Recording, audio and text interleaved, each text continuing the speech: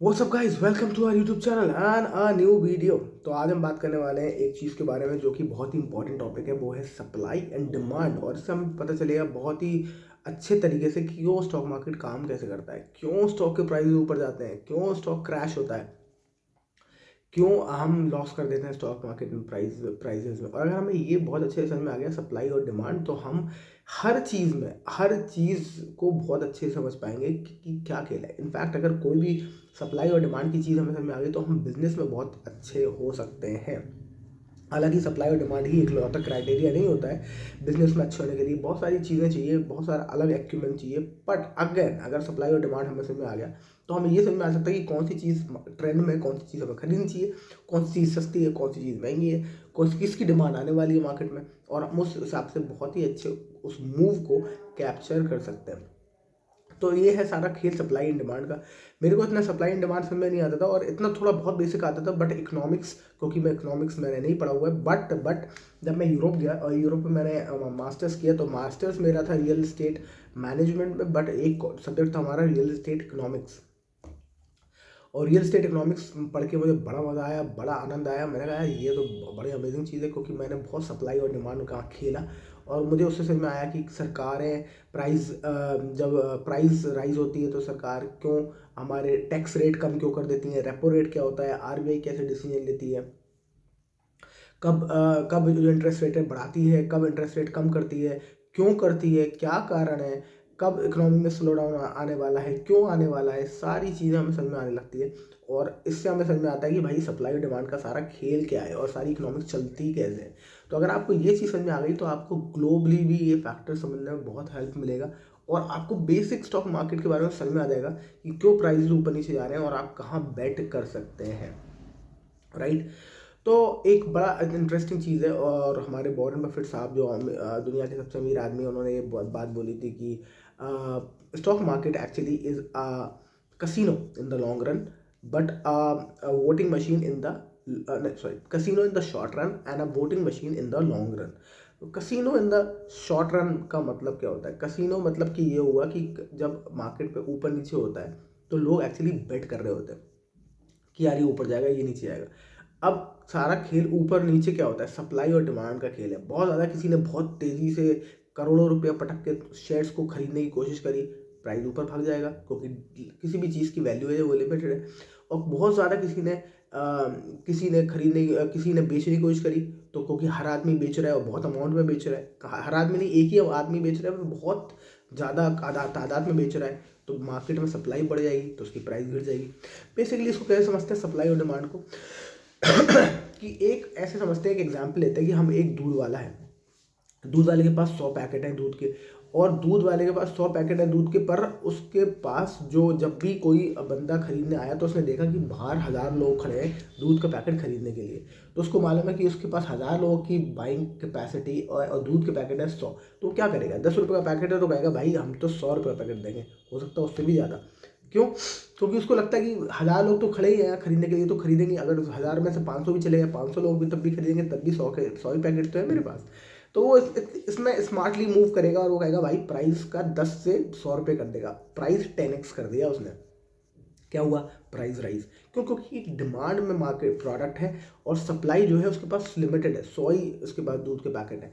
तो इस तरीके से जो किसी भी चीज़ का प्राइस है वो अप और डाउन होता है। तो ऐसे ही स्टॉक मार्केट में जब भी प्राइस ऊपर जाता है, वो बेसिकली इसलिए आता है क्योंकि बहुत ज़्यादा बाइंग आती है किसी पर्टिकुलर शेयर की। और ये शेयर की बाइंग किसी भी वजह से हो सकती है। ये शेयर की बाइंग हो सकती है कि एकदम से कोई फॉरेन इन्वेस्टर आया और फॉरेन इन्वेस्टर को किसी पर्टिकुलर स्टॉक्स में इंटरेस्ट आया तो उसने वो खरीदना स्टार्ट कर दिया। ज़्यादातर कहते हैं कि फॉरेन इन्वेस्टर जो होते हैं वो ही ज़्यादा मैनिपुलेट करते हैं वहाँ मार्केट को, क्योंकि फॉरेन इन्वेस्टर के पास फंड बहुत होता है। उनके पास बिलियन डॉलर फंड होते हैं, बाहर से आता है, बहुत पैसा होता है उनके पास। तो तभी वो इंटरनेशनली इन्वेस्ट भी कर रहे हैं।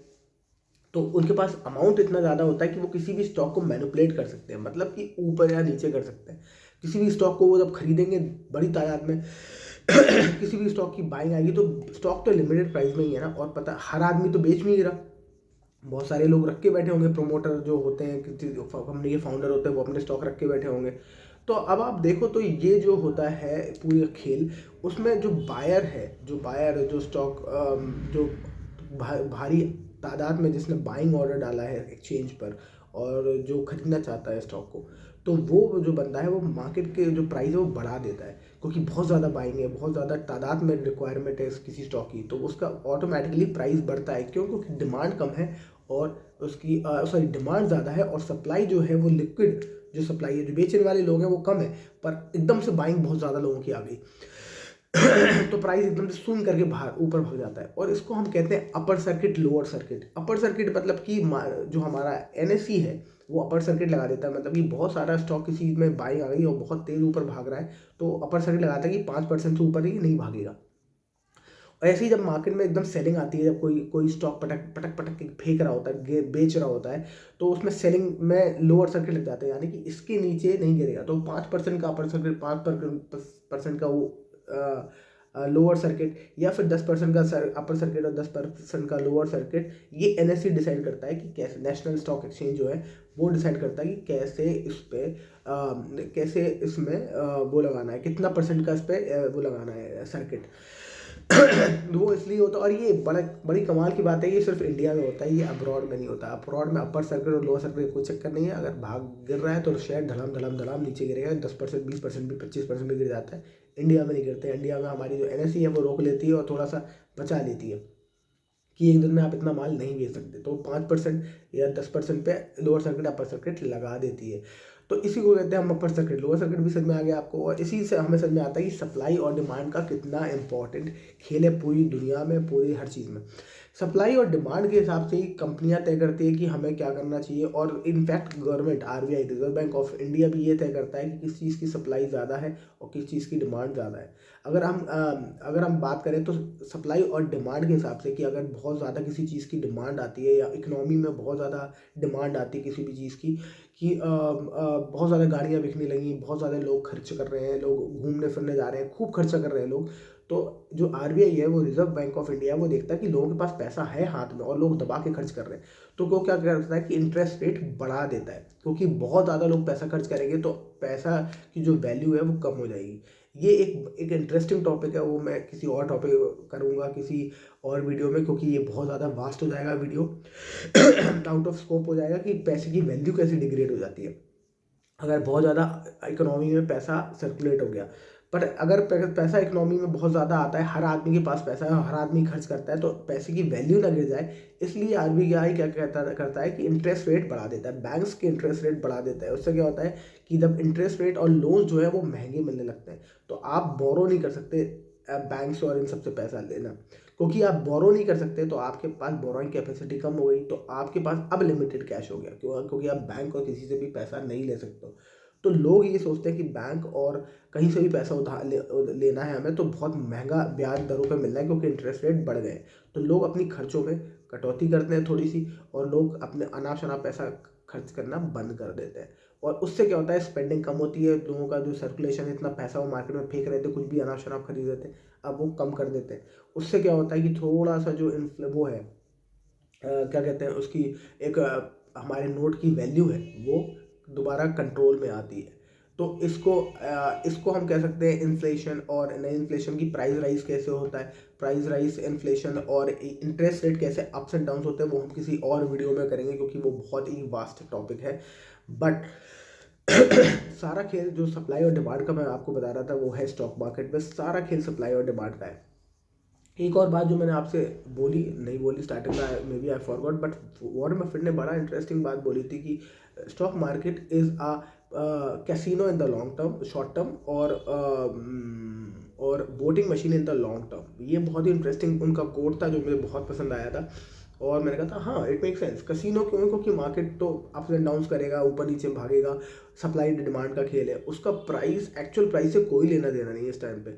अगर आप देखो कोई भी पर्टिकुलर स्टॉक का 1-2 दिन में प्राइस नीचे 5% नीचे, अगले दिन 5% ऊपर, तो उसका कोई उसका मूल और आधार नहीं है, वो सिर्फ और सप्लाई और डिमांड का खेल हो रहा है। लोग बहुत आबादी में खरीद रहे हैं, तो इसलिए वो भाग रहा है ऊपर, लोग बेच रहे हैं तो वो नीचे गिर रहा है, पर उससे कोई लेना देना नहीं कि उस स्टॉक की एक्चुअली वैल्यू उतनी है कि नहीं है।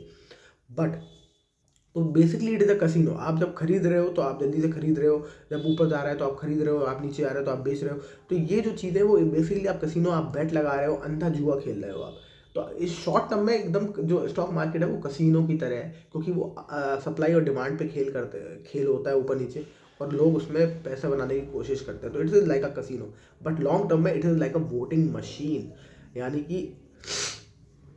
यानी कि आप ये समझो कि जो स्टॉक अच्छा होता है लोग उसको ही धीरे धीरे एक्वायर करते जाते हैं और उसी को वोट देते हैं। तो जो वोट उसी को देते हैं जो उस लायक होता है।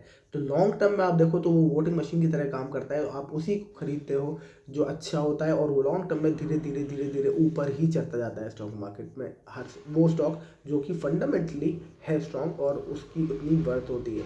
तो वो उसमें सप्लाई डिमांड का खेल इतना ज़्यादा नहीं होता, पर उसमें ज़्यादातर ये होता है कि उसकी फंडामेंटल और कंपनी की जो स्ट्रेंथ है वो कितनी है। तो आई होप इस वीडियो से आपको कुछ सीखने को मिला होगा। Yes, like share and subscribe, और that's it for this video. I will see you in the next video. एक और इंटरेस्टिंग टॉपिक के बारे में किसी दिन हम बात करेंगे, आरबीआई इंटरेस्ट रेट ऊपर नीचे कैसे करती है और नोट की वैल्यू कैसे कम होती है। Thank you so much for watching. Bye bye.